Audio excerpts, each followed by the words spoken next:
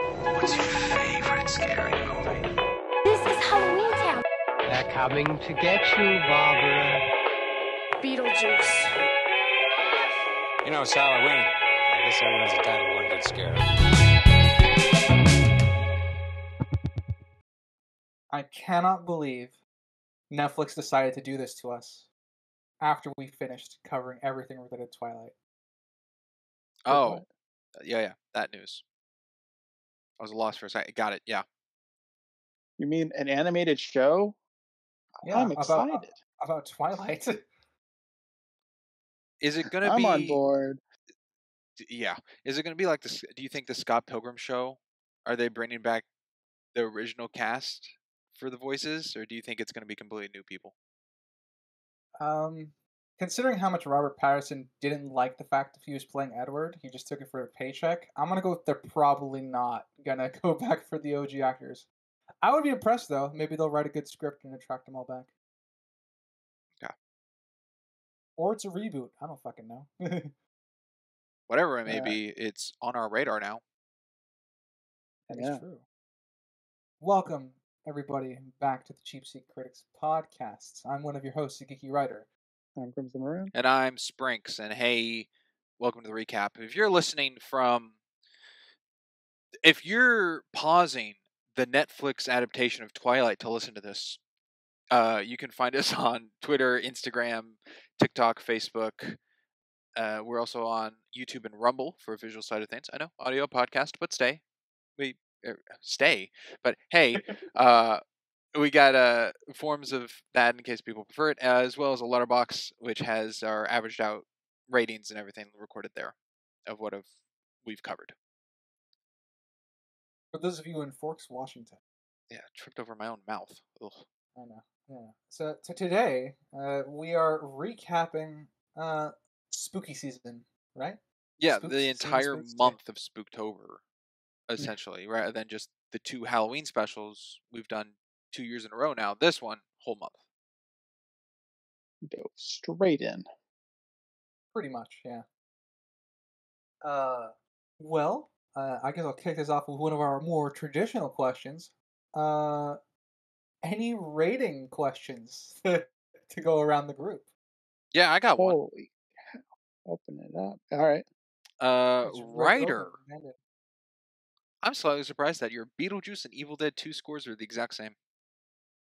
Objectively? And subjectively. Interesting. I didn't know that. But that sounds right in my head, so I'm not going to change it. Did I call you off guard? It was just a coincidence of like lining up things. Yeah. They are vastly different movies, but yeah, they hit a lot of the same. They hit the same amount of buttons differently. I guess that'll be the way I phrase it. Yeah. Well, actually, I don't know if Evil Dead really leans that way, but they're both comedy horror. Yeah. Evil Dead is comedy, quote unquote, by being campy, if that makes sense. That's where it gets a lot of its comedy from, at least nowadays. Yeah. What about you, Crimson? Any surprise ratings? Oh my gosh, where do I start? I shall start. Do you have a ton? I do have 2. I know, it's crazy. It's out there. It's grand. Shockingly enough, they are both for Springs. Shocking. I don't think they're too outlandish. So. Halloween Town High, you gave an objective 4, which I found quite fascinating because it is quite rare that you rate anything below average for you, which is a 5.5. So I was curious, how many things have you rated below 5.5 in the 111 things we've covered? How many do you think you've rated below average? Below a 5.5 objectively. Yeah. And if something is 5.5, that doesn't count? Does not count. Okay. Because that's average, going below average. I'm going to say... Might be 111. I know, it might be a low ball. I'm going to say 8. That is a low ball. It is 19. You rated 19 Okay, things. that sounds more reasonable. But okay. I mean, that's still pretty low to me with all the stuff covered, but interesting number I found. I bring up that specifically because I was curious to see what other things you've given a 4 or close to 4 with. So I'm Okay. curious if these line up. Does this Halloween Town High make 20 or does this make 19? This makes 19. Okay. All right. We have Jurassic World Dominion Out of 4? out of 4, matching, Okay. same as Halloween Town High. Does that make sense? Yeah. Yeah. Brian? Vastly different movies. Yeah. Maybe a 0.5 Yeah. difference somewhere, but right now, yes. Yeah, without rewatching. Yeah, right now that sounds about roughly same area. Yeah. Apple Dumpling Gang rides again. Oh yeah. Halloween Town High suits way more in line of understanding with that movie than Dominion. Yeah. I can see those both being a 4. Tomb Raider, you gave a 4.5. Okay. I always forget how low you rated Tomb Raider. Yeah, that one's stuck with me. Yeah. Seems a little. Yeah. Saying If a you were one. to guess, I'm saying What a is 4. little yeah mean? Well, I'm thinking like in my head, like a 4.5. That's one off from a 5.5, which I think is very just middle ground of everything. Like compiling all to be a middle ground movie. So a 1 point difference negatively means more things in the film negatively affected it than to positively raise it. So I think But did that's Tomb fine. Raider have just half a point difference percentage wise to its own covering than Halloween Town High did? Because we dug into Halloween Town High heavily for like the first hour and a half, Yes. nonstop breathing of bashing everything that was wrong with it. Oh, Tomb Raider, we didn't do like that much comparatively. yes, but The the objective project. difference is the entirety of it all. We do a lot of bashing on writing, character, world building, which is immensely of the two of you bring up.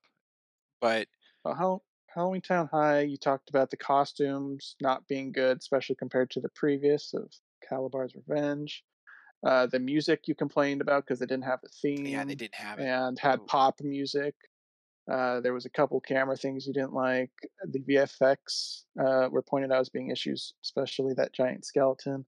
I felt like there was a lot more everything, not just writing, in Halloween Town High. That I had to think on. Yeah, possibly a movie. Okay. Thinking as in there might be an answer by the end of this recap. Maybe. All right, I'll put a star next to it. Stand Against Evil, also a 4. Oh, that lines up. And Breaking Wind, you gave a 3.5. Ooh. that's surprisingly high, generously, at least from what I That's- understood. But That's a good. Ooh, that's the best. Yeah, See, at first I'm like leaning. Maybe I got to think on Halloween Town High and lowering it a half. But you saying Breaking Wind would mean they're on the same par, and I don't think they are. If I did lower it, I got to think and on you it. could lower Breaking Wind. That would I fix that don't conundrum think you're I need to. fighting yourself with. Okay, I'll put a star on that one. See if that comes back by the end here. All right. That was my first one. Do I go with my second one or go with you, Sprinks, then back to me to finish that? I don't know what you just asked. Hughes meaning, do you want to take a turn if you got another surprise Oh, rating? I don't. I don't have another one. The only one that I had was the same one for you, Ryder, that they matched. Yeah. Oh, right, or did you have one? I'm looking at everything, and I don't think I do. I think my only questionable one was for Sprinks on 4, but for me, it lined up with a lot of what little I guess I understand of his scale. So, and I guess my only rating thing for me is I said on the podcast I was between a 3.5 and 2.5 for Blair Witch. I think I said 2.5 during the pod. I'm tentatively going to move it to a 3.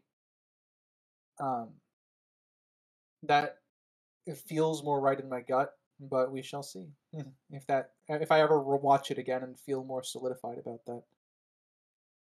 Okay. I guess my other one was for Blair Witch for Sprinks. Subjectively, caught me off guard with raising your 4 to a 6. That 6 jumps a fair amount of things we've covered. That is kind of like interesting to think they're on the same level of. Okay. So a couple I grabbed, even though there's a lot of them. Brain Dead. Okay. You had it a 6. That was one you enjoyed Matches. equally. Yeah, I think so. Shocking. Practical Magic. Okay, lines up. Yeah. Mr. and Mrs. Smith. I feel like Mr. and Mrs. Smith needs a rewatch, but yes, I think that lines up okay right now. Mr. and Mrs. Alright. Smith might go up. That's what I'm thinking. Okay. And one that kind of piggybacks off of last recap, because you said you would think on it, is Shaun of the Dead being a 6. Yeah, those line up. Okay. What about Shaun of the Dead being referenced last time? You were pretty confident in that might have to be looked at to change. Yes. Did you take a look into that? I did not take a look into that, unfortunately. But I think it's fine for where I have it. Yeah, it's being a 6. What really raises Blair Witch, which is what you're shocked on, what really raises it is the handheld footage style of the film. Yeah, I'm a big fan of that. I can bat for Springs here. We didn't hang out enough when we used to live together, but he was very adamant that I see some of the handheld movies he held very near and dear. So I very much understand that's a personal passion for you. Yeah. Brink's favorite film, Cloverfield. No, actually, that's one of my least favorite handheld films. But I did bring up maybe session 0 when we went over Guilty Pleasures, Project Almanac. I know it's not a great made film, but the handheld of it, of teenagers, really sells the realism of it. I think I might like, I don't know how it would work, but before we go, being how real that was, if that was handheld, I don't know if that would make it better. Yeah, I was gonna say, I think you also mentioned Project Almanac in both Blair Witch podcasts because of as a reference to another handheld stuff that's a guilty pleasure for you specifically. Yeah, to me, handheld really invites immersion for me into a movie. It's interesting, I guess, in the sense of like to view handheld as an aspect of immersion, because handheld offers this sort of documentary style feel to it, like you're just on the ground with the group, kind of with them, rather than having the god perspective of like like during a Marvel movie, kind of essentially, where you're just following characters around. Another example of handheld that I like with horror that lines up is Paranormal Activity. I mean, that's kind of mixed, isn't it? It has stationary cameras, but then even Blair Witch had some stationary cameras. Not as much, but both consist of recorded footage, found footage style. And I guess since it's still technically pertaining to ratings, Ryder, you did mention in Beetlejuice that you would be considering to change your ratings. Is that something you're sticking to, or are you feeling good with? I did a little bit. I was trying to think of what I was. What was our big point of disagreement? Because I know that was kind of what stemmed from it. You were leaning towards more something being damaging, and I didn't see it as much of a problem. But because I didn't see it as a problem, my rating wasn't as low as yours. It was something like that I think explained our divide a bit. I don't remember the context. I talked about missing like the human element of them dying. They didn't have any feelings of dying. You touched on that. You touched on how the ruling of what you can say affects things. Like you can say his name 3 times, agreed with that. Yeah, Ryder, you had a strong opinion on the dog bit being too whimsical. That was something that differed between us. Yeah.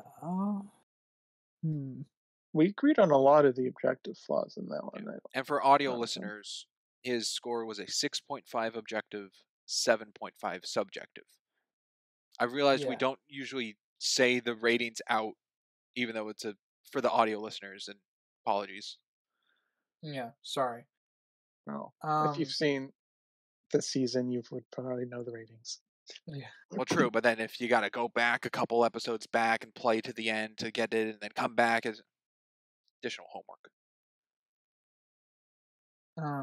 So yeah, I know there was something we disagreed on. There's that's kind of the point of why mine was higher, but I don't remember what it was. So my answer, I guess, is no, because I think I forgot. So I guess it's not changing for the moment. Okay. But if I rewatch the podcast, maybe that will change. All right. Wanted to keep that in-house there. Not get that Indeed. forgotten. I guess thinking it over now, looking at these scores, Ryder, do you think Blair Witch, in comparison to Halloween Town High, is a 0.5 difference better of a movie? Yeah. Okay. Well, it's a full point difference now, but Okay. Originally, it's just a 0.5 difference between both scorings of. yeah, I think Halloween Town does so much worse character stuff. And okay, so the benefit of Blair Witch is that it's disconnected enough from previous installments that it doesn't retroactively destroy previous characters. Like Heather is not necessarily character assassinated. Where Halloween Town Grandma is like hardcore. Halloween Town High Grandma.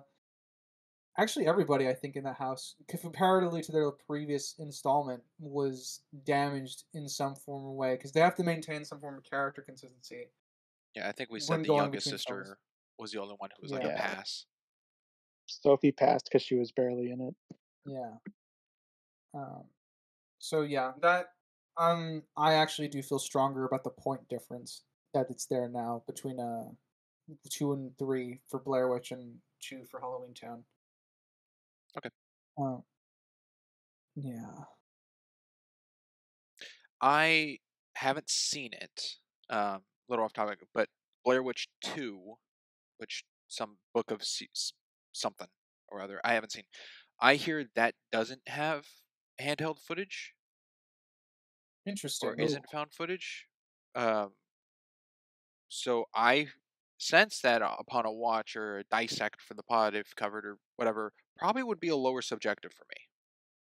But I don't know. Interesting. Interesting. They took away what made it unique. Yeah. And I But take then away again, one that of could be Sprinx's unique of its core- own. Take away one of Sprinx's core favorite fan things. Yeah. Now, is could go in another handheld film that we've covered in a sense is American Movie. In a sense, yeah. Yeah. I don't recall. I don't have my score up for that, but I know it's probably lower than a 6 for Blair Witch, and I think that's believe it was Blair Witch or well. American Movie? Blair Witch I gave a 6. Blair Witch Project I give an 8 for subjectives. American Movie I can't remember what I gave subjective. Objectively I gave it a 5.5. I think you gave it a 5. A 5? subjective? Okay. I can fact check that. Okay. I think I've got I my did like the sheet. handheldness of it, but I just didn't really care for the story. I think. That's fair. Yeah, you gave it a 5. Okay. So that lines up okay. Do you want to shoot a question out? Who, me? Yeah, Ryder spit out the Yeah. ratings question. Not so much a question, but I actually have a fact that I think I hinted at the end of Blair Witch that I'll bring up here. This Blair Witch was the 3rd movie that we've covered starring Victoria Curry. who played Tesla or not Tesla, Talia, Not Teresa. not Teresa, which you kept doing. What She didn't look for- familiar to me at all. Yeah, It was- neither. I neither to thought me. she looked familiar, but I didn't know where to place her face. She plays the hit character Charlotte in Breaking Dawn Part 1 and 2, who's one of the side she's like vampire the mom of join the people, Alaskans or something. something like that. That's kind of funny. That's funny. Is it only the Breaking Dawn parts that she's from? I believe so, yes. Okay, so those are the two movies that we know her from. Yeah, I don't know if she has a speaking line in those. Actually, no, she's probably in the Irish family. They had even less presence. She's in From Twilight somewhere. Yeah. Okay. She's in the credits of Breaking Dawn Part 2 of like She's an in it. actual like face with the name. Yeah. So, and people most know her now, I think, from The Boys season 4. She plays Firecracker, I think. Well, since we're on Twilight, I have something that was supposed to be brought up last recap regarding Twilight that was not brought up. Oops. And that Oopsie was daisy. how you guys would rate Twilight as a whole, Ooh. as a franchise. Do you actually have our calculated average I do to not. match? Oh, okay. Like that would be funny. I would guess. It's- Overall, It's very I'm assuming interesting because I'm assuming- prior to parodies. covering it, my answer would be completely different from now dissecting it all. Yeah. Mhm. yeah, I'm kind of the same. My answer would have been completely different. I'm bouncing between a 3.5 and a 4, and I think funny enough that would be about where my average is. So I'm gonna go with a Wow. 4 overall. Overall, I think I have it as a 6. Okay. Is that you trying to calculate the average, or is that how you feel it is? I feel like Okay. after watching them all, I think it's a very fine 6. It's not phenomenal. It's not like an 8, 9, 10, but it's not terrible to sit through. Yeah, I'm similar. I think maybe 5.5, maybe. It wasn't Are we as combining our grueling. subjective and objective? I'm just going however as a you wanna whole, answer like it. the franchise of Twilight. What would I put that on? If I'm combining both objective and subjective, I'm probably at a 5. But if I'm doing straight up objective combined, I'm at a 4. Yeah, I was. I don't know. I didn't really have one. It was pretty much however you read the question. So yeah, maybe I'll crunch the numbers by the end of the recap and spit out what our averages would be. I think there's better franchises, but there's probably worse ones. Yeah, I'm sure there are. Lots of franchises out there. Yeah. Halloween Town. Ooh, yeah, boom. Worst one. I would down. rather watch Halloween Town, but I knew some lower numbers in this group here. Oh, it's a little unfair. Ryder hasn't seen the 4th one. That's true. Could be the best one. Yeah, just can't wait. You know what they say? 4th time's the charm. Yeah. Right. Charm spell. Don't Is that a believe level for 2 spell? second. What? That's a unheard of level 3 spell, actually. Whoa. It's unparalleled. It's the only level 3 spell out there. It's insane. Save the town twice with level 1 spells. Freaking time travel isn't level 2. It's the fucking system's absurd. I can't stand it. Have an easier time mapping out D&D rules. I can't.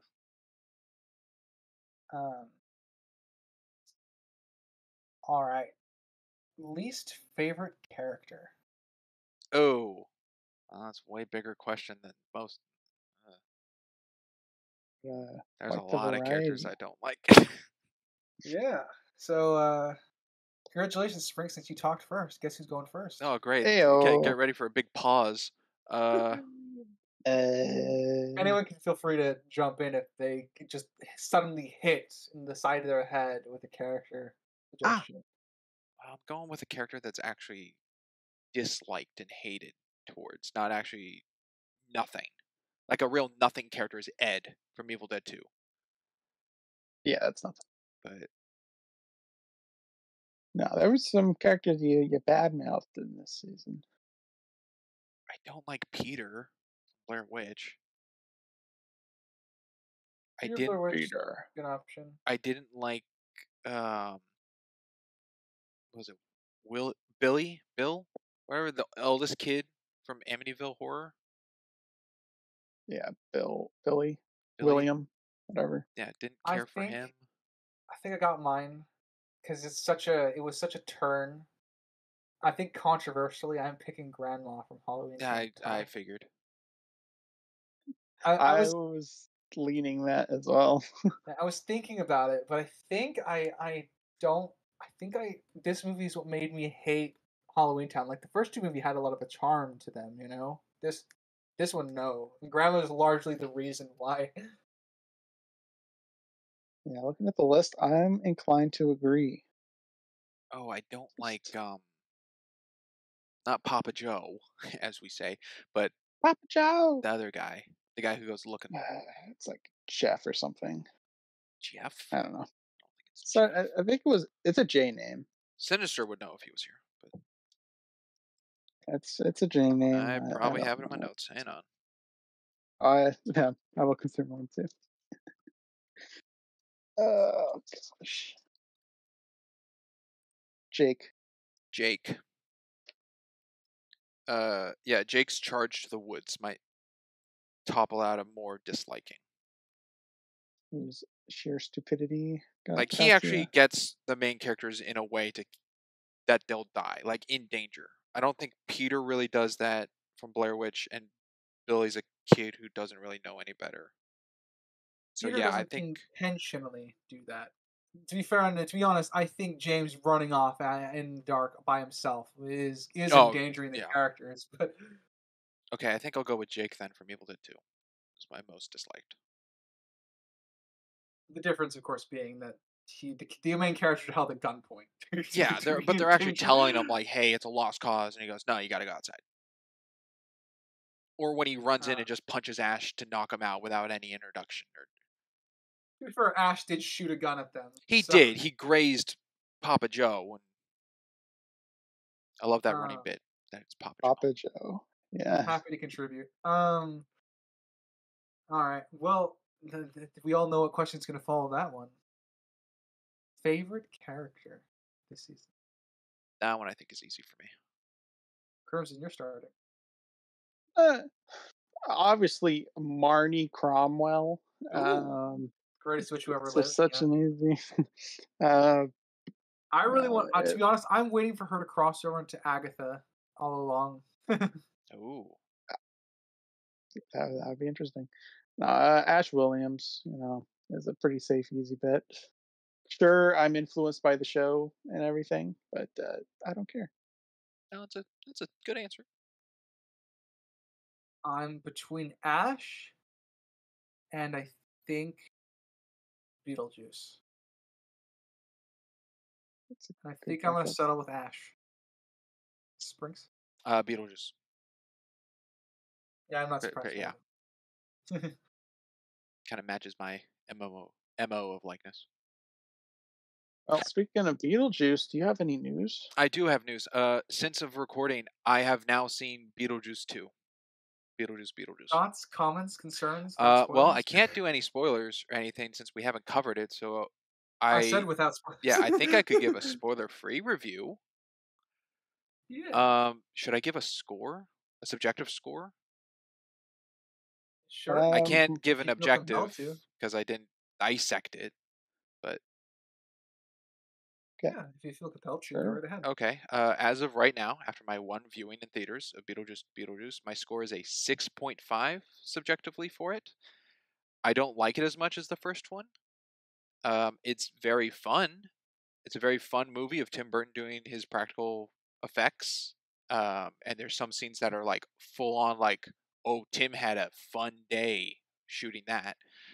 And it's very funny. A lot of jokes are land, and they're pretty good. One of them really made me bust my gut laughing out loud in theaters from Beetlejuice. My biggest critique with it though is that the story's very messy. There's like 4 plot lines all going on, and none of them to me have a real solid end. Yeah. That is one of the things that's coming out of the movie that I've heard a lot about. That the story itself is very messy. Um, and the only other thing I've heard, the other thing I've heard about is that Val Kilmer kills it again. No, wait, He's not in that wrong movie, answer. That's the wrong but answer. Val Kilmer. I think you mean Sorry, Michael Keaton. I do. Yeah, Yeah, the other Batman. the other one. The fuck did I get Val Kilmer? I don't know. That's gonna bother me. All right, Michael Keaton. Yes. So one I think I've heard about is Michael Keaton did a good job reprising the role. Absolutely. I would agree. I'm needed upstairs. Yeah, my favorite joke was actually said by him, which isn't When exactly a Shockers. joke, but if everyone knows the stamp scene, if you've seen the movie. Okay. I have crunched the numbers for the Twilight question. Oh, right. Wow. Yeah. Oh wow. Like, yeah, I'm So- a little surprised you did that. Oh, okay, cool. I said I was. All right. Writer, averaging your subjective only, 4.9. Averaging all of your rating, objective, subjective, 4.75. Wow. All right. Not too bad. Myself, just subjective, 4.7, which was a little surprising. Objective and subjective together, 5.05. Sprix, your subjective average is 5.9, so pretty darn close to your 6. And your total combined was a flat 6. No point anything. Wow, dude. I Even think 6. I nailed it. Oh. Okay. See, I know what I'm talking there you about. go. All right. Oh, there you go. Anyone else have any questions they'd like to I have a question. We've gone over comedy before, and comedy being subjective, and what jokes land and don't land with people. I think horror is also subjective, what scares people and what doesn't. And my question for all of us would be, what is the scariest movie we've covered so far on the podcast to you? Okay, they're going to say period. No, not well. I would like to say just really quickly the reaction to horror and comedy are subjective. My typical response to that Your statement. typical retort. Yeah. Let's see. What do we have? We got Blair Pull Witch. catalog real quick. We got 3 Halloween Towns. Very terrifying. Yeah. Changeling Seventh is Inning not Fetch. Halloween season, but it's horror. Yes. That's nice. Horror. Honestly, the scariest for me, and I think by far and away, is gonna be Velma. Yeah. I Well, was very terrified for my sanity, and Can't forget those sanity points. all the. I knew a bunch of joke answers would be ditched out, but yeah, I'm that is my one thinking- joke answer. I'll take a little. I'm looking at the catalog right now. I'll give you a better one in a few minutes. I'm leaning towards Blair Witch Project. okay. But even then, I wasn't that scared of it. On a scale from 1 to 10, how scared were you? Like 10, you fainted and pissed yourself. Well, what would be a 5? What's the middle mean? Like 5? I didn't get scared, or If someone walked up behind you or slammed a door, you jump. okay, maybe a 4 or 4.5. Okay. I never jumped. I've narrowed it down to 3 thereabouts, and of which one's the top? of like what's the scariest thing we've covered on the podcast. I'm bouncing between the Blair Witch Project, Men, and Stranger Things. Interesting. Huh. Okay. What about Friday 13th, the show, the series? That's a comedy. Yeah, we discussed Terrifying. that's comedy. I think I guess what's so and mind you, I don't find them all particularly scary, but what they all have going in favor of scary is being unsettling. I was never frightened, I think, by the three that I'm mentioning, like truly frightened, but I think they were all unsettled me in an uncomfortable way, which is why I think that I hold them in higher esteem at the moment. Okay. Stranger Things is a good pitch. Didn't even consider that. I think the scariest one that actually got me fearful out of the pod was probably Changeling. probably Blair Witch, the one we saw for this season. That one The got the most unsettling, however, has to be Men, with a score of 9 out of 10 of unsettling. Or like I already talked about it in the coverage of that. It disgusted me. I got a follow-up question, I guess. What scares you? Like, do you go in for? Because I know, our friend Biomon that we had on the podcast. His thing is jump scares will get him every time. So Oh wow, Blair he Witch would actually get him. yeah. So he actually really likes the constant scare factor, get his adrenaline pumping. So that's something he actually quite enjoys. That's the horror he goes in for. That's what he likes. He finds it scary and what have you. So I'm curious, what do you guys look for in a horror? What scares you? You think? What's Suspense. yeah? The build up. Jump scares don't typically get me. Yeah, I think So just suspense, I yeah, we've guess. covered a lot of stuff together, Crimson. I think I only know one jump scare that's gotten you. And it was not for the podcast. It wasn't anything we just watched on the podcast. Okay, I was like, I don't think there's been anything on the podcast. Yeah, there's nothing on the podcast we covered, but we did watch Hill House. Yeah, the freaking turnaround in the back seat of the car. Yeah, That got everybody. yeah, it did. It's because that show never really went in for that. So when it did, it was much more effective. It only did it the one time because it was very reserved. But yeah, that one got everybody. um, Sprinks, I assume you have your variation there upon What answer I as well. think scares me the most is my brain coming up with answers of what something is that hasn't been answered yet. So the unknown. Oh, I see. So like that's why you hold Blair Witch in such high esteem because of all the All the unanswered questions. unknowns scares me of what my head is coming up with more. Interesting. Which Okay. is why I hold the first Blair Witch Project pretty high, because you never see it, and what I imagine in my head is probably scarier than anything they would show. A movie I've seen recently for the first time that we haven't covered is called Smile. A movie like that. The first two thirds of the movie had that for me, going of what was happening and really engrossed me. But then the movie gave an answer, and it fell off for me because of that. So, when this is going to tie a little bit back into what we were discussing, but in that aspect, Springs, whenever I want something to infer an explanation on, I will, shockingly enough, point to Christopher Nolan, really good scriptwriter. The Dark Knight, the Joker retelling his backstory.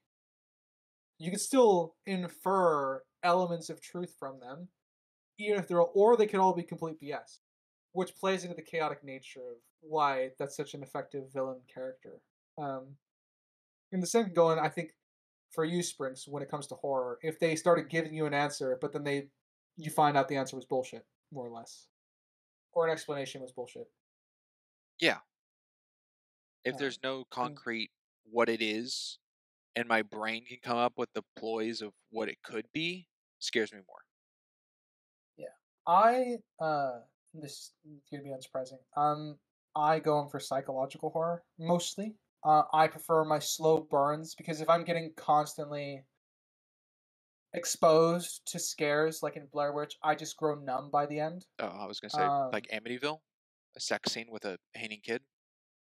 Yeah, there we go. Amityville's also a better one because Amityville, I think, even to a degree, is worse than, at least in terms of its scares. It's specifically, I think Amityville's a bit worse because there's not a moment to breathe, whereas Blair Witch does give you some time to breathe up until like the final act.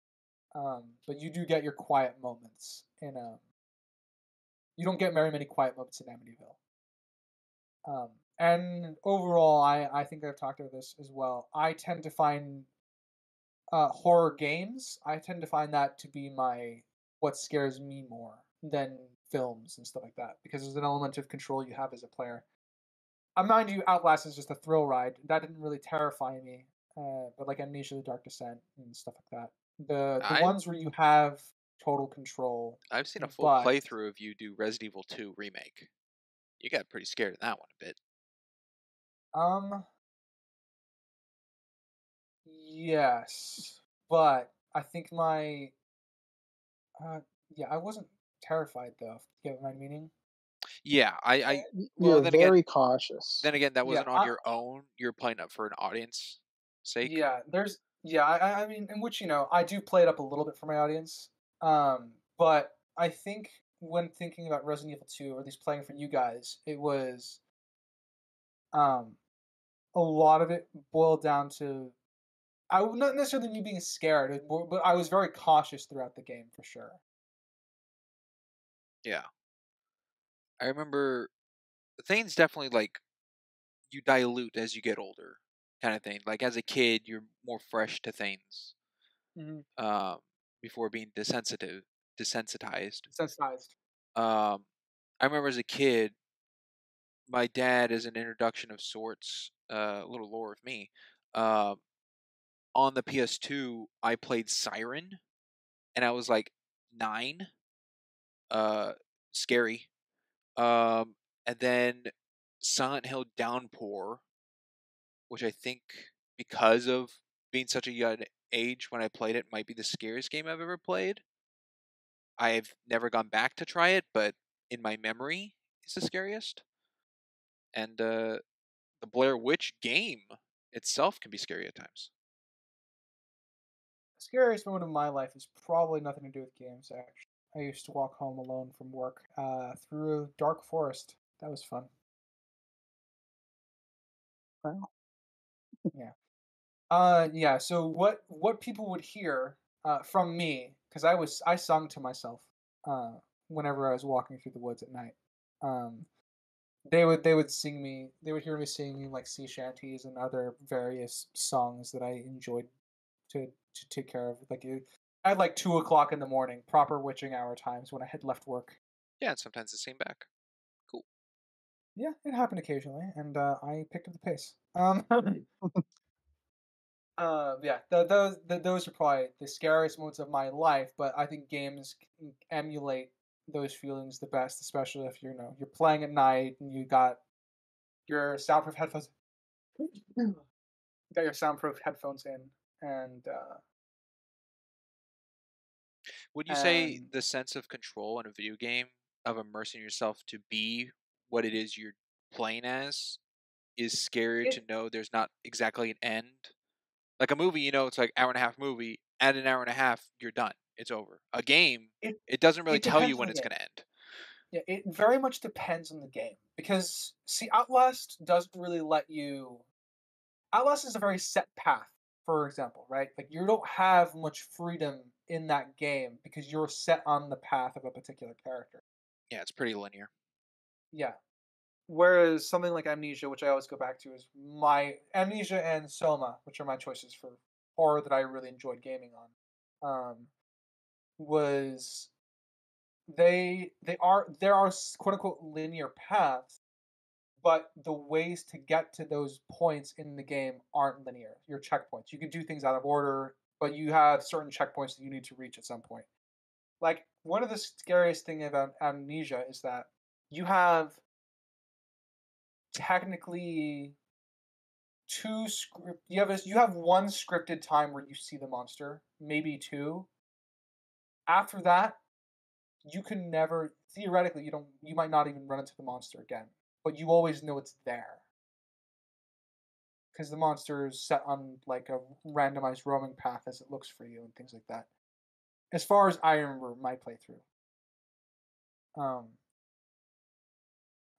So for me, a lot of that fear factor is, you know, it's there, but it's not scripted when it will come for you. You know what I'm saying? There's an element of unknown that plays into that, which was why I enjoy those games so much. Gotcha. What about you, Crimson? Hey. Oh, darn it. I almost got away with it. Scary games.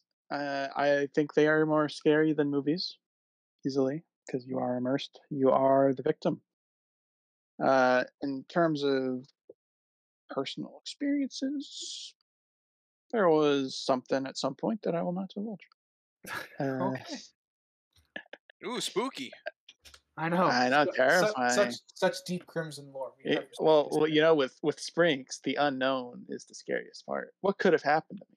Who knows? Crimson, you're scaring me. I'm sorry. But yeah, I don't really play scary games because I don't enjoy being scared in games. It's as simple as that. I can't All wait right. till you play Phasmophobia. Anyway. Yeah, that is on the docket. How are you guys feeling with critics on critics? Oh, dude. Fan favorite, as I'm Sprinks feeling like Yeah, to say. you took it out of my mouth. I stole your line. All right. We'll jump straight into Halloween Town High. You know, on LetterBoxd by Julia with a 2.5 stars, so 5 out of 10. Not enough Halloweeniness in this third installment. Feels much more like a high school film than something revolving around magic.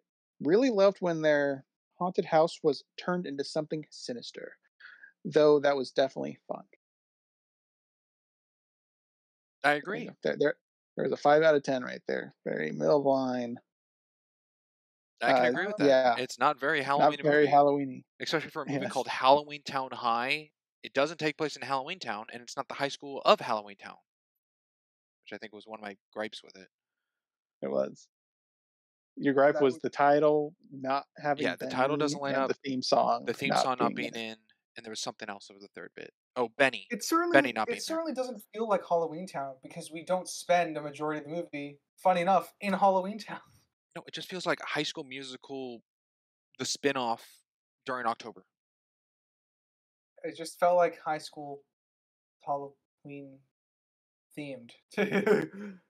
With a dash of night. With a dash of night. But Oh, crap. and grammar destroyed. A dash of yeah. night. Thrill of crap. Did I spark a memory? You sure did. I was going with the Evil Queen's spell from Snow White. Yeah, I remember on that one. And I have a second Halloween Town High because it's very short and I thought it was amusing. Also, Letterboxd by Jonah, 2 stars, so 4 out of 10. Notice how the less screen time Sophie has, the worse the movie is. Wow. You know? That got a 4? Yeah. A little generous. 4 out of 10. Going with that comment. Not that Jonah is not that you should consider Jonah a good role model, but I will say that technically they're not wrong with the ratio of film so far. There's a certain level of dissent in the Halloween Town films based off of what we've stated ourselves. All right. Next up, we got Amityville Horror. This one on Rotten Tomato by critic Kurt Loder from MTV. Ooh, professional. I like him. Professional. 1 out of 4. So, interesting rating there. The movie's only aspiration is to be a jacked up rejiggering of the name brand horror classic. It sets out to be not just schlock, but pre-chewed schlock. Interesting. I can't really comment much on that, being that I haven't seen the 79 version. That's been I remember reading some interviews going around for that particular film while I was trying to collect screenshots. I came across a sort of similar vibe. Do you remember all the criticisms that was thrown the Joker's way, Sprinks, because it was too much like Taxi Driver? Yeah. I think I brought that That's up last recap to Crimson. Yeah, that's pretty much exactly what a lot of the ratings were and reviews were for Amityville Horror. It Oh. felt like that. Like it All It comparison. was, yeah. Huh. That was a majority of them for me, at least that I managed to, that I saw while I was collecting screenshots for the film. It's very much an odd pattern. I again can't comment on it. I obviously didn't have the takeaway that it was just trash from beginning to end, but you know, Yeah, reason I grabbed that one because I just loved the. It sets out not to be just schlock, but pre-chewed schlock. I just found that. Yeah, from MTV. Hey, Yeah. MTV guy, how do you think birds eat their food? Just think about it. Just think about it. Chirp, chirp, chirp. Next up, we have Evil Dead 2 on Metacritic. We don't get too many Metacritics, so dove into there. Oh, no. With a rating of 30, so 3 out of 10, by the Chicago Reader. The effects are just as delirious this time around, but the nightmare poetry has vanished, along with the sense of archetypal purpose and narrative inevitability that held the Jack in the Box original together. Narrative poetry? What? Nightmare poetry. Nightmare poetry? What is that? I don't know. This one is very much a citation needed for the review because This one's a word salad. Yeah, It is. exactly. It's a word salad. This is a citation needed review because I have questions that to clarify before I start digging into the review. Sadly, you won't get an answer. It's less archetypal, but shockingly, there's more characters in this because it's less archetypal.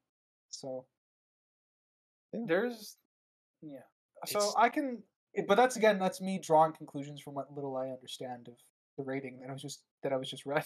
It sounds, not to be mean, but it sounds pompous to consider the first film nightmare poetry. Like, just trying to think of, like, hey, what did you think about The Evil Dead? Nightmare poetry. Like, interesting. Okay, I see what you mean. A sense of like the choice of words purpose used of it. and narrative Look, inevitability is I'm all gone. for using words to make yourself sound clever, but you still have to give base definitions so you don't lose your audience. This word salad has no dressing. There you go. Not proud of that one.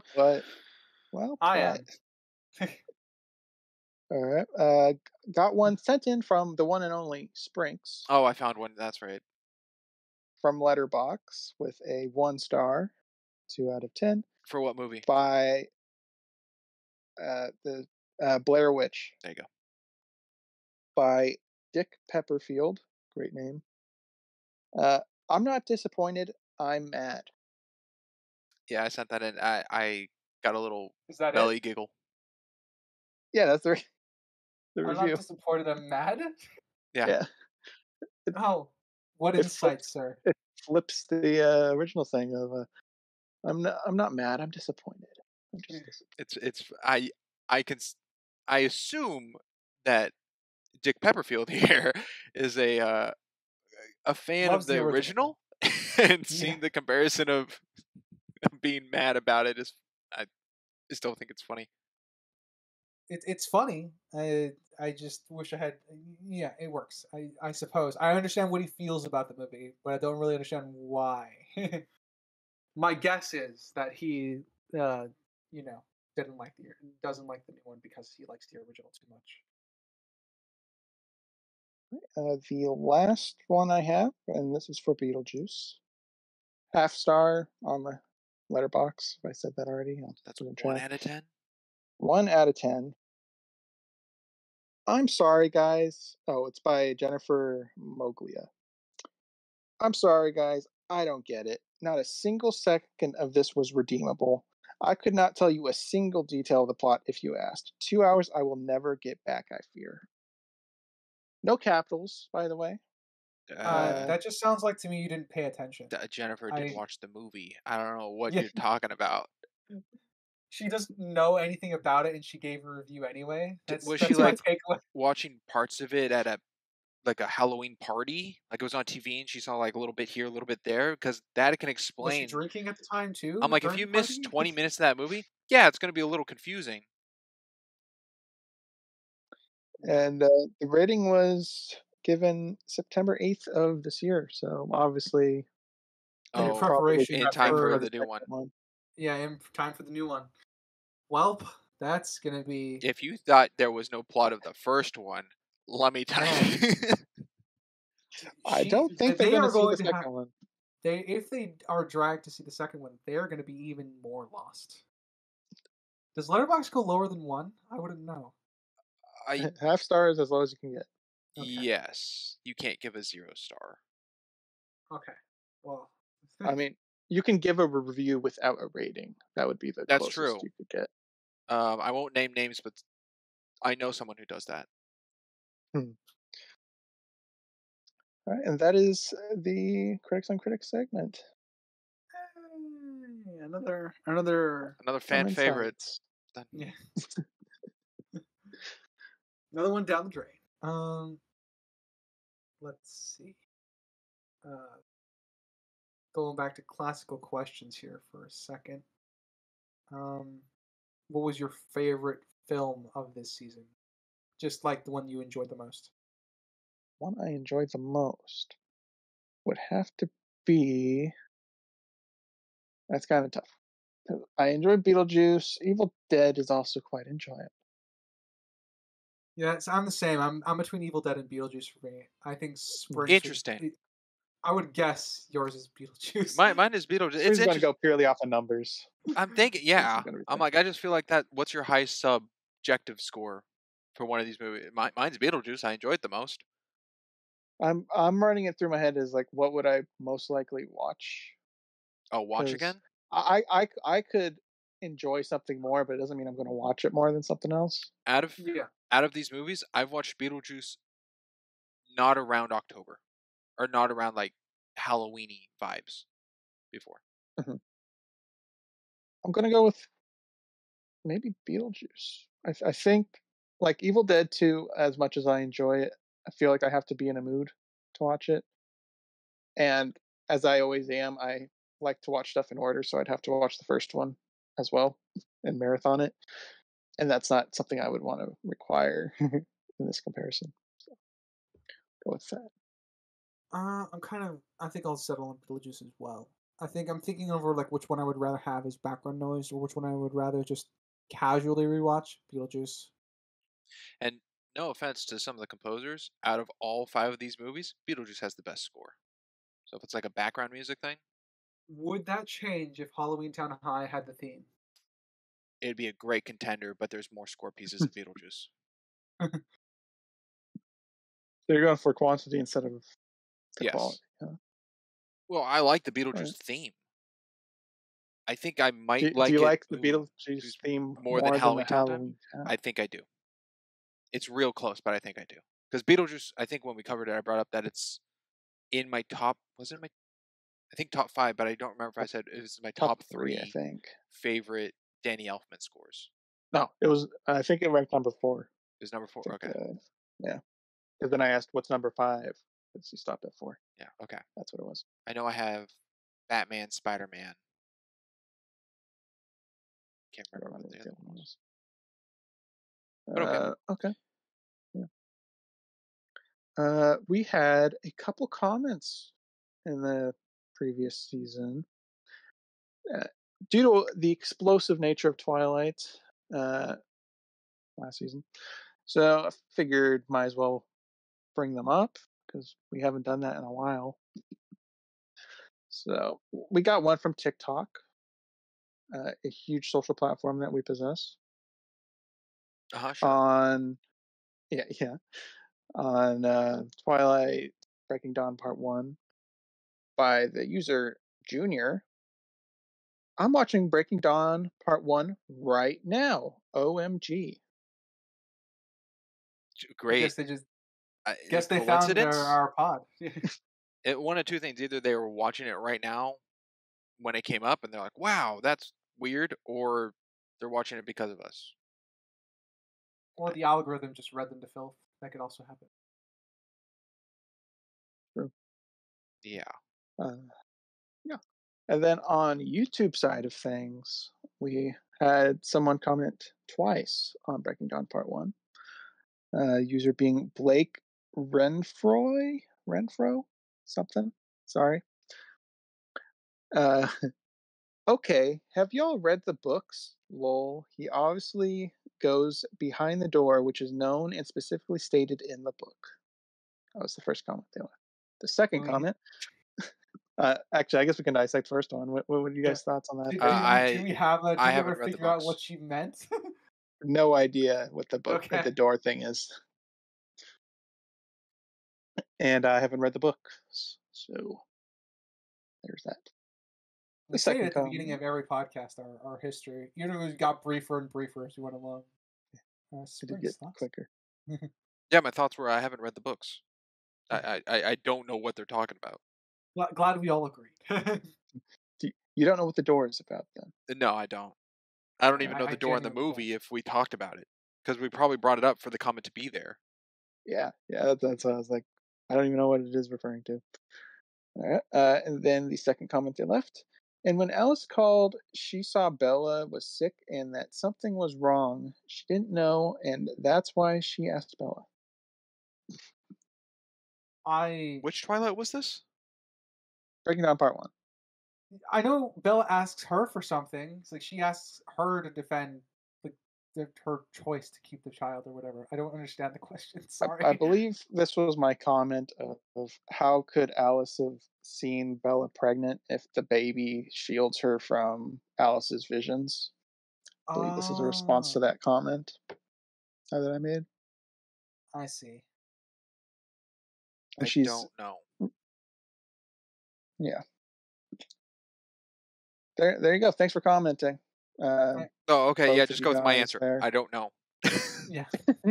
Yeah. I don't know either. I'm sorry I can't give you a more in-depth answer than that. The only thing I would add is that I'm still pretty adamant that I don't judge a film based on its accuracy to the book. So yeah, has to be what's depicted. That's the only comment that I would add. So I have read the books. I don't remember them, but even if I did, I would still treat the movies as separate. And if I had to compare a movie to a book that I think is as close as possible, I'd go with Hunger Games. Katniss Everdeen. Because I've read all those books and I thought it lined up very well.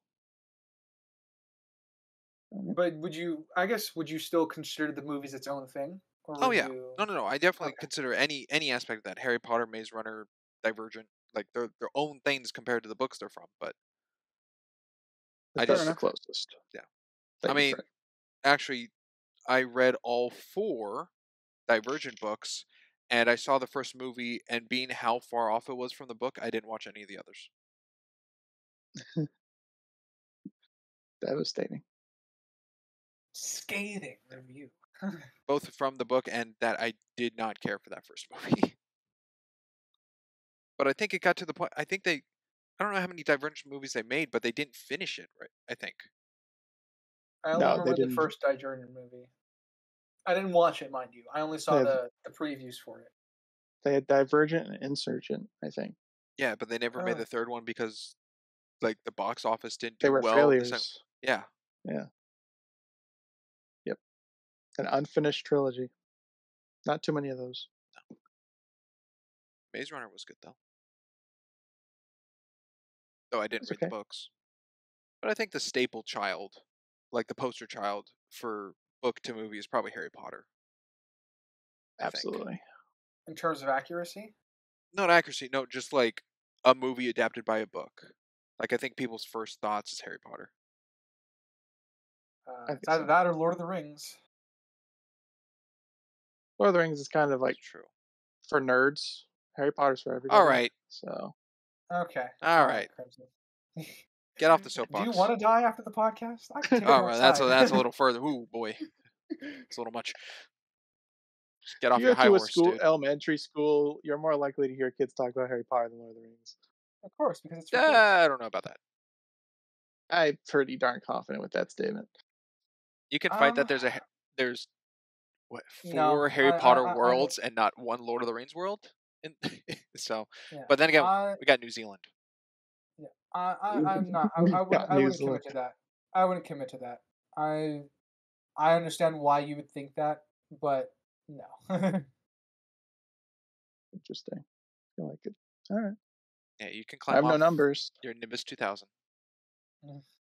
To get onto the firebolt, I shall. No, you don't deserve that. You don't even deserve a Nimbus 2001. You're gonna stick with your 2000. Yeah, Oh, yeah, you don't get a gift from Draco's father. A 7 out of 10 character. 7 out of 10. I Should have been on the tier list. Yeah, I wanna He was! see- Yeah. Tooth I guy was wanna- on the list? No, didn't we cover? Wasn't Lucius Malfoy one of the characters? Yeah, That he tier list? was. Yeah, Lucius. I think thought he's- you were talking yeah. about the tooth Is guy. he C? I think he was a C. Hey, when we did the number game and I was asked Harry Potter character, Lucius Malfoy, 7 out of 10.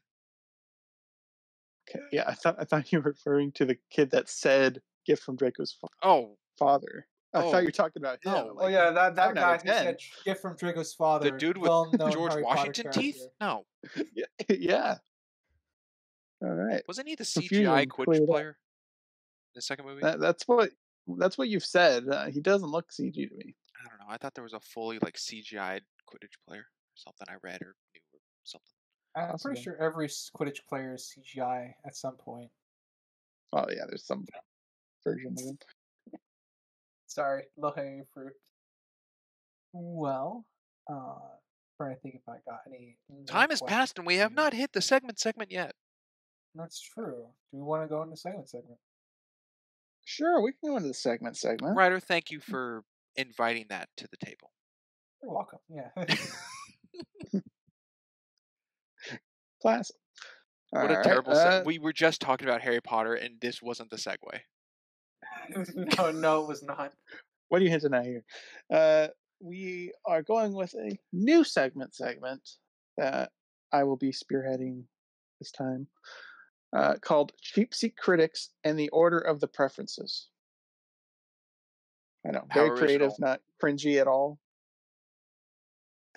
You came up with it. You want to clap? Yay!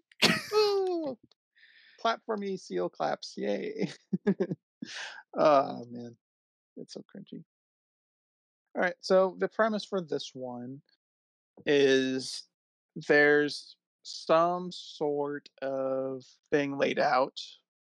This time I themed it for Halloween. We'll get to that. And everyone has a certain number of things they can rate and give value to.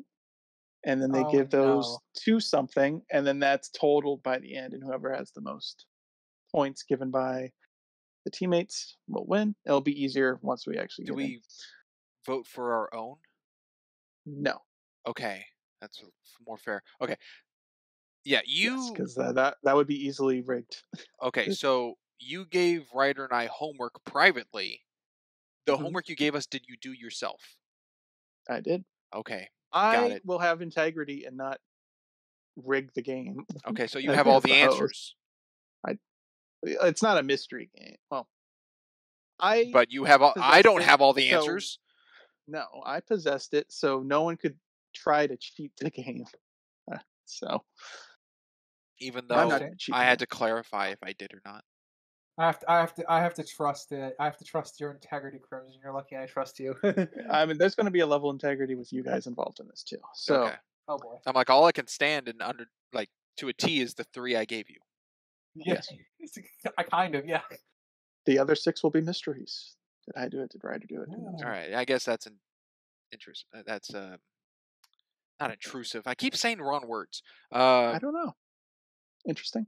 I don't know. Intrusive. I don't know. Yeah, interesting. It's not the word I was looking for, but yeah. I don't know where you're going with intrusive. Okay. So I'll set the scene for this Halloween theme. It is Halloween night, and we have some trick-or-treaters at our doors. It is the later end of the night, so you each have one full-sized candy bar of your choice, Hershey bar, doesn't matter, just a full-size candy bar, 2 fun-sized candies, so the smaller ones, and then 2 hard candies, like mints or something. The lame candy no one cares about. Interesting. Interesting. Mr. Adequate Point Bar. value, yeah. Point values, obviously the full bar is worth 3 points. Fun size is 2. Hard candy is worth 1 point. Can we divvy them up? Explain. Like the two smaller candies. Can I give one of my second point smaller candies to someone and the other to another? Or Uh, you said you got one it's big one one, per. you got 2 smaller Yeah. ones, and then you got 3 hard ones. Can I give Two- one two- hard one to all, or they have to stick to this is to that person? You have 2 hards, 2 fun size, 1 large. Is 1 candy per person. Okay. If that answers that. So You get sure. to control the order of who gets it. If that's what Yeah, but I can't, like my 3 small ones, I can't give 1 small one to each person. All 3 go to 1. No. Wait. No, you can just give 1 to 1. Oh, then the point value really is confusing. Rather than like Crimson, it's what are you saying? streamlined. Rather than having 3 items and all 3 of these candies have a different point value of 1 through 3, you're saying my second point value is 2 items. You have 2 hard candies. Each one is worth 1 point. You have 2 fun-sized. Each one is worth 2 points. And you have 1 full-size that is worth 3 points. Okay, and I can divvy them up any way I want. Yeah. Okay. You can give the full size as your first candy. You could save it. You could do whatever you want with it. Oh. That's it. Well, that's even better clarify. So there's 3 rounds? 9. Okay. 9? Exactly. There's 9. Yeah, we have 9 characters we Okay, dressed. there's 9 rounds. 9 trick-or-treaters. You can't give yourself candy, so there's really okay, 6. so there's 9 rounds. You 5 only candies, have those 5 1 pieces. Yeah, 1 kid's getting nothing. Or 1 trick-or-treater. 1 Got trick-or-treater's it. getting nothing. Got it. I really had this I seen thought it differently. was simple. Maybe I said it No. wrong. I honestly thought this was going to be like each round you give your points, and then the next round different points, like you reset kind of thing. That was the original vision, but I changed it up. So Got it. Oh are we gosh, I gotta good? write stuff We down understand now. that? Yep. Okay. The way it's gonna go, because I don't want people to theorize whose characters are whose to maybe tip.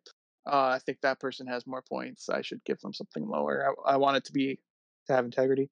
Well, you said we can't vote for one. Can't vote for your own. In your Discord, type in for each one what you're giving, and then by the end we'll just post it all together so we can add it. It will make sense when we do In that. our private Discord to you? No, in the general, and we'll say it out loud at the end, just so we don't know who's given how much candy to which people. It'll make sense. It's fine. All right, the first trick-or-treater at your guys' door and mine as well is Stan Miller from Stand Against Evil, dressed up as Charlie Swan. And because his reasoning behind dressing up as Charlie Swan is because his daughter Denise kind of forced him to trick or treat this year. So, and she watches a lot of Twilight. So Stan Miller is like, "Hey, Charlie wears the same stuff I do. I don't even have to dress up." So that's what he's doing. He just grabbed the clothes from his closet. Feel free to give him whatever candy you want. Just type it in the Discord and don't send it yet. Just let me know what candy, if any, you are granting him. Okay, I still have. You can do it. I still have off of his clarification questions. Okay. Okay, so first off, so I can write these down. 1 large candy is 3 points. 2 hard candies are how much each? Hard candy's worth 1 point each. Okay, 1 point each. And then the 2 fun size are 2 points each? Yes. Okay. So got that written down. No candy is 0, obviously. Okay. You can grade it off of their appearances, or you can go for the entire story. That is up to you. Or we can 'Cause there go are for people the that- person themselves. Yeah, you can go for the whole story. You could be like, Okay. "Oh, nice outfit, looks good." You are the person giving out the candy. Because Got there are it. people that are like, "Oh, cool. Why are you dressed up this year?" All up to you. Just let me know when you got the candy Okay. delivered to Stan Miller, dressed as Charlie Oh, Swing. I didn't even realize Ryder already wrote it in. What such a schmuck. Got it. Posted an activity time, by the way. Okay. But don't send it till the end. Just Hey, keep it audience, in case you're segmented. curious, we didn't know. Crimson's the only one with the info. Okay. When you guys have it, let me know, and I'll move on to the next trick or treater. Okay. My first one's in. Are we waiting on me? What's the pause? I said, let me know when you gave the candy out. Oh, I'm good. Yeah. Yeah. Okay. Next trick or treater that is stepped upon your guys' doors is Malcolm Reynolds from Firefly, dressed up as Master Chief from the Halo show. The reason he's dressed up this way is because he wanted to go undercover at a convention, a nerd convention, Old Earth convention, if we're going with the timeline of Malcolm Reynolds' time. And he wanted an ODST outfit, but they did not have any in store. So he bought the outfit at a costume shop, but the gun is very much real. He bought the outfit at a costume shop? Mm-hmm. Okay. I'm good. All right. Ryder, you good? I'm good. All right. Up next, we have Mei Lee from Turning Red, dressed up as Shifu from Kung Fu Panda. She thought it would be very amusing for herself and her friends if she dressed up as a red panda for Halloween. And she's a big fan of Shifu from Kung Fu Panda. So she worked tirelessly to handcraft her costume from scratch. Unfortunately, I don't know how to spell these names. Oh, as long as we know what you're referring to. Can I give clarification question? Yeah. Can I give more than one piece to someone? No. Okay. Good. I'm just putting mine in order, excluding quote unquote my own suggestions, if that's okay. Yeah, as long as you can keep track of all the points and stuff that you're divvying up. Obviously, your own would be a 0 because you can't give yourself. Yeah. Got it. All right. Good. Everyone good? Ryder? Good. All right. Up next at your door is quite a sight. You have the Kandarian demon as Henrietta Nobi from Evil Dead 2. Quite the sight. In their beautifully crafted outfit of dismembered limbs that they have procured off the bodies of their victims to intimidate and cause fear across the streets of town that you live in. Also drenched in the blood of themselves, dressed up as Doctor Strange in the Dreamwalker form. Forgot to mention that at the beginning. Yeah, I'm like, what are they dressed That's what all the as? extra limbs are for. Yeah, Yes, okay. they are dressed up Alright. as Dreamwalker Strange. Okay. Extra limbs from the dead. Seeing Black a little blood bit, seeing oozing. a little bit more of this one now. All right. Sorry about that. No, it's all right. Okay, got that one in. And mine's in. Perfect. Up next, very childish individual coming down the street after seeing this monster leave your eyes the door is the one and only Marnie Cromwell, dressed up as Sally Owens from Practical Magic. Marnie Cromwell, obviously from Halloween Town, didn't say that. Funny enough, the same year that Halloween Town came out, which the events haven't happened yet to Marnie. She just saw Practical Magic in theaters in 1998, and she just loves witches because her grandmother keeps pointing her in that direction. So she asked her friends to buy herself a witch costume because her mom will not let her buy a costume for Halloween. It was a community effort. Yes. Bought her a witch costume. So Sally at the end of the movie? Marnie is dressing up as Sally Owens Yeah, but the Sally outfit is You said a from the end witch. of the movie when she's Okay, in a when witch she's on outfit. the roof. Yes, when Okay. she's jumping off the roof. Yes, correct. Because that would be a witch outfit. Mine choice is in. So is mine. Nice. All right. The next trick or treater, just running down the street in excitement, is the one and only, not really, Velma Dinkley from Mystery Incorporated, dressed up as Milo James Thatch from Atlantis. It was one of the few movies that that caught her attention while she read books at a young age, and it fueled her interest in historical documentation and mysterious practices of the past. Really caught her eye. She mostly compiled the outfit from thrift stores and made the book cover of the Shepherd's Journal uh, in her mom's bookshop. So. Okay. Think about this one. Yeah, An interesting how one. attracted is Ryder to this trick or treater? This trick or treater. Listen, it's real Velma. So already it's a win. But But there's that one thing. mm, Yeah, one Okay. thing, I'm out of candy. okay, all right, I'm good. I got my vote in. Okay, wonderful. Up next, we have Pomni from Amazing Digital Circus, dressed up as Laura Croft. She's a huge fan of video games, as we all know, seeing her in the podcast. And Laura Croft was just one of those characters from her childhood that she latched onto. And the way she procured the outfit is she went into each of the rooms of the ex players in the digital circus, perused their wardrobe, found a tank top, some shorts, and Kane, seeing what she did, just poofed into existence a pair of guns for her costume. Nice. Okie dokie. Wonderful. All right, mine is in.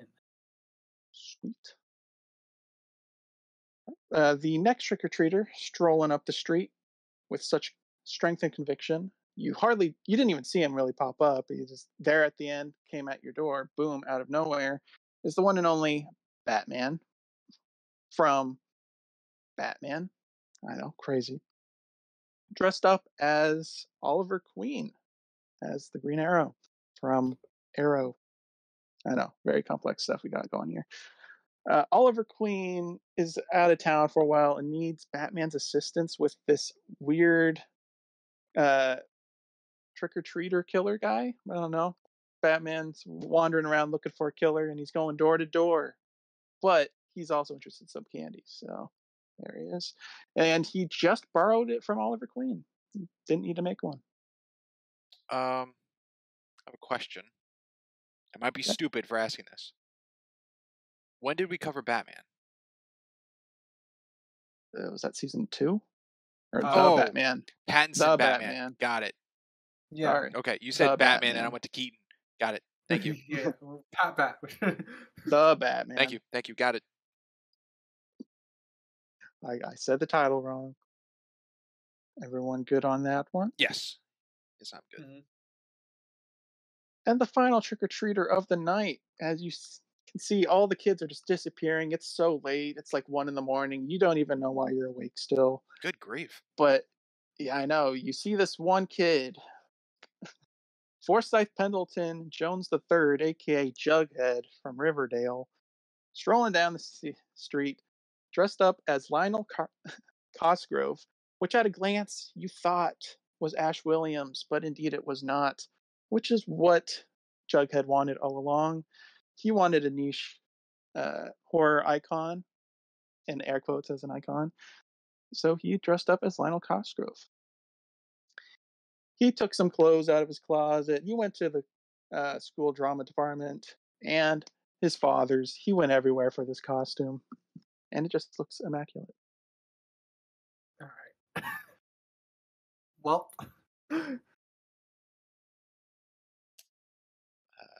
mine's in because I only had one candy left. So Oh, you saved one. Already spoiling. well, I thought we were supposed to only do. We were only supposed to like do one per person or whatever. Well, one per person, but for all we know, you ended with all your candy still. Oh, I see. Yeah. All right, I am good. You are good? Sweet. Yeah, do I press enter and send this to you? Yeah, both you press enter. We'll pause while I calculate everything. All right. Hitting enter now. Oh, we did that very differently. Oh, yes, we did. Mine's in order, but Saw a line. Huge thing right there. Jeez Louise. All right. Also, Batman is Oliver Queen. Is it Batman in his full suit with Oliver Queen over the suit? Or is it Bruce Wayne in the Oliver Queen suit? I'm Batman all the time. I Even just as thought it was Arrow. funny. Like, did he have to cut little holes in the green hood for his ears to poke out? Or That'd be funny. Spoiler audience, I did that one. My intention behind it was in my head. It was he was in Arrow's outfit. Didn't have the bat cowl, but that's funny. okay, so it's Bruce Wayne in the Arrow costume. That was my intention, yes, but I could see why yours is funny, so I like it all the same. Well, being that Crimson pitched, you see Batman in it, I went, oh, so it's the Batman suit. With a green hood on. That's what I was given, was Batman. No, That's Bruce Wayne. awesome. All right, we got the total tallies for our trick-or-treaters, and let's see how well they did. Cool. So We starting with last place? I was just going to go through the characters Oh, okay. in order, and then we'll go with the total grand totals. Stan, dressed up as Charlie, received 2 hard candies for a total of 2 points. One to share with his daughter. There we go. Whose character was it? We should go with that. Mine. Okay. I had Stan and Charlie. I gave him a hard candy because he was dressed as Charlie, not because it was Stan. Makes sense. I had to honor Charlie. Don't want to disrespect the Charlie. Malcolm, dressed up as Master Chief, presented by Ryder, had 1 fun-sized candy. So 2 points. Yeah, I didn't give him. I'm giving my reasonings too. I didn't give him any candy because his costume was store-bought. It still could have looked cool. I'm imagining like a kid size, so it barely fits him, and it's like ripping the seams on the side, and he's like, "Hey, I just got, I got a job to do here," kind of thing. Hopefully, my slight rewrites didn't butcher your vision. Bit, yeah, we're fine. Okay. Kind of had to craft it into trick or treating. You had a whole narrative. Yeah, I gave a whole backstory for it. But, yeah, you had quotes. You had talking points. So that's surprise. May, dressed up as Shifu, had a full-size candy bar and a hard candy for a total of 4 points. May did well. I think that was the best costume for me. I gave the full size. Any particular reason? You're just like, red panda, red panda. I think red panda, red panda. Okay. It was also once again kind of in my head of both cartoon companies, like animation companies combined, of a Pixar and a DreamWorks. And I'm like, that's cool. Like that sounds like fan art kind of stuff that would be drawn. Yeah. And that was presented by Ryder, if I didn't state that. Next up was Henrietta Nobi as Dreamwalker Strange. Got 1 full-size bar and 1 fun-size bar. Yeah, I couldn't give her anything. Candy. That was me. Yeah. So a total of 5 points. I gave the full bar. I thought it was pretty creative myself, and that would be terrifying to see trick or treating. Well, I I figured agree. two Sam Raimi projects could go hand in hand and mix well. True. And Ryder, you seem to like that, given that a fun size. Yes. The only reason they did not get a large one is because I would have died. So terrified of that. So Yeah, that's the one I had to classify if that was cheating or not, because it wouldn't The really character. be in costume. It wouldn't be like Yeah, dressing up for kind of Halloween. is. Yeah, it'd be a little out there. Up next, Marnie dressed up as Sally Owens, had 2 hard candies for a total of 2 points. It's Marnie. Get out of my face. Fair enough. Velma from Mystery Incorporated. Oh, Marnie was me. Crimson. Okay. Velma dressed up as Milo Thatch was Sprinx's. Got a full bar and a fun size bar for a total of 5. Oh. I just I thought knocked 5. they complemented each other. I could see No, the I other agree. way around too, as Milo dressed as Velma. With the orange and red Yeah, skirt and and stuff. Milo's like, Velma's one of my favorite cartoon characters, which is funny because he's a cartoon kind of thing. But Ryder, full bar. Care to explain for the audience that doesn't understand? yeah, sure. It's Velma. There we go. 3. yeah, Ryder invited her inside. I got rejected too, I'm sure. But no, actually, the backstory for that one is actually pretty lit as well. They give you a bunch of explanations to why she was so compelled and felt like what inspired her to go down her, I guess, her particular path, her life history and stuff like that. I think the story kind of compelled that too. So Yes. not just the fact that it's Velma, which is obviously a bonus, but you know, Nice. there was a lot of good reasons to go into it. Next was Pomni dressed up as Lara Croft from Tomb Raider. 2 fun size candies for a total of 4 points. That one was mine. Yeah, it's Pomni. I'm giving Pomni whatever I have. Darn, I should have put her earlier. That's a Whatever you possibility. have. If Pomni I mean, was I before imagine order May, did have a factor. yeah, if Pomni was before May, would I have given Pomni the king size? That's a good question. I did try to randomize it so it wasn't like Ryder, me, Springs, Ryder, me, Springs. I didn't want a pattern. Yeah, I could tell. Random. I went, where are my characters? Yeah. All right. We have Batman dressed up as Oliver Queen. I feel like that one was pretty obvious. We put that one in, being Ryder. Because Springs was confused. Well, you said What Batman? Batman from Batman, and that's what confused Yeah. me.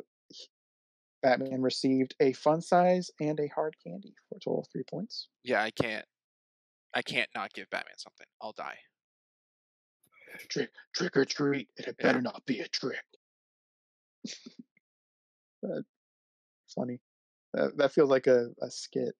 Batman trick or treating. And then the last one, Jughead dressed up as Lionel from Braindead. Got 1 hard candy for 1 point. Kind of got short on the stick because I ran out of candy. Oh, yeah. Yeah. If I had if I didn't have any candy left over, I wouldn't have given any. You would. I also think I got my numbers wrong. Wait, you didn't have any candy when he came up to your door? Yeah. If that's the case, then I don't think I got any numbers wrong for him. So he would have just been out of candy.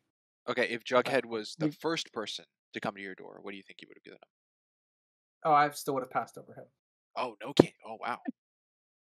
Jughead was not creative enough to earn a candy. No. I just don't like Jughead. I mean, I love Jughead in the show, but as a person?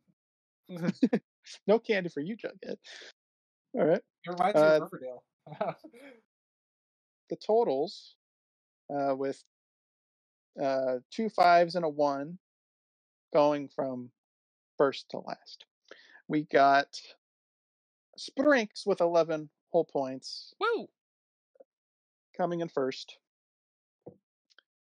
Second place with 10 points would be me, Wow, off by Crimson 1 point. Maroon. This was very close, actually. And third was Ryder with 9. So it was all 1 point off of each other. Well, we did Shocker, all have the same. Shocker, I get no points out of the game though. Like we all got the same point value to play with. So I still Yeah, haven't but passed- allocations could have been very different everywhere. Have I still not passed Sinister, by the way? that's a great question. We'll see. I'm not up at the time. What character? I think you're tied. I think you're tied with him. What character had the most, and which character had the least? Least was Sprinks. You had the highest and the lowest. Jughead with 1, and Henrietta and Velma both had 5 at the most. Wow. Yeah. Okay. If I didn't choose Velma, I think I would have lost Uh, because that got the 3 maybe. I points mean, you from could have had a Ryder. good replace. It did. With all that, the initial point tally of segments fully, Ryder at a 3, Still tied with Sinister. Crimson at a 7, Sinister at a 2, Oh, so you beat him at some point, and myself at a 5. and that's with the 2 you just got. Yes, that is with all the All right. points added. Sweet. All right. Well, that was Oh, mildly successful. I screwed up. Sorry. Okay. Crimson, you're at a 6. I gave you 2 accidentally. Darn, thought I was further. All right. Well, it's a closer match. All right. Well, there you go. There's your segment. Happy Halloween. Fun little segment. Little confusing, but Yeah. I guess it was.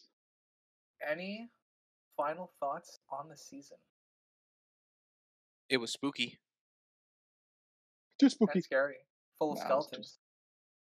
Was it Yeah, full I of mean- skeletons? Was there a skeleton in every movie? I mean, there was one in Halloween Town High. There was one in Evil Dead 2. There's skeleton remains in Blair Witch. Not necessarily a human skeleton, though. I think there were skeletons in the underworld for Beetlejuice. Oh, Beetlejuice had skeletons. Amityville Horror. Did Amityville Horror have a skeleton? Did it have? Were there any bones in the dungeon area? I don't think so. See, the thing is, it was so blendy with reality at that point. I'm not sure. There's hardly any bones left. Nice one. I had to get that. Yeah. I don't remember. That's the one I guess don't know. Then I guess just the standard. How'd the season go? Went fairly well. It's interesting to kind of see the path this took of like a very funny movie, movie based on real story scare, a movie trying to be a real story scare, a movie that's trying to be a real scare with funny, and then a movie that's trying to be funny and's not. So it's a nice. It was quite variety. So Yeah, it wasn't a bunch of like slasher films or anything. It was quite a variety of Halloween movies. Are there enjoyed. horror movies that differ with other genres out there? Like, is there a rom-com horror? Or I'm romance sure there horror? is. Probably Like, is something. Phantom the Opera horror? I don't think it is. Where's our Western horrors? Western horror? That's a good That would be question. interesting. I think that was called Cowboys versus Aliens. That hit John Favreau. I think that leans more sci-fi than horror. Oh, yeah, horror Western. That'd be interesting. There's I'm gotta sure be. there's, in the vast history of films, I'm sure there's one for everything. Whether or not they're big budget or small little fan films. Yeah. Who's to say? I enjoyed the season. Decent variety. I'm excited to see what comes forward, I suppose. What the future may hold. Yeah, I enjoyed the season as well. Quite a lot of fun variety again. I enjoyed myself. But yeah, I guess with that, gentlemen, shall I read us out? Yeah, I just quickly looked up Western horror movies, and some that classify under it. One is Bone Tomahawk, which I have seen. I don't know if I consider that a horror movie. Another one under here is Nope, the third Jordan Peele movie, which The UFO one? that's a spoiler, Crimson. It's in the trailer. That might get bleeped. It's in the freaking trailer. If it's in the trailer, I don't think it needs to be bleeped. Okay. Yeah, that one. And the funniest one here, Abraham Lincoln Vampire Hunter. Oh, okay. That's fair. I guess that is technically a Western, yes. Read the book. The book is actually really, really good. I actually do highly recommend reading the book. Coming from the writer. Yeah, I know. I guess with that, gentlemen, shall I read us out? We I shall think so. leave this to the past and look to the future. Yes. I'm ready. Whatever that means. Uh-huh. All right. Thank you, audience, for listening, whether it be Spotify, Amazon, Castbox, GoodPods, iHeartRadio, Podcasts, and Samsung. And if you happen to be on our visual side of things, watching our PNG YouTubers, be it YouTube or Rumble, thank you for watching there. Please feel free to like, comment, and subscribe everywhere. Tell us how much you hate our opinions or how much you love them. As always, I have been a Geeky Writer. I'm Crimson Maroon. And I'm Springs. And we will catch you next time. Later, everybody. Bye. Toodaloo.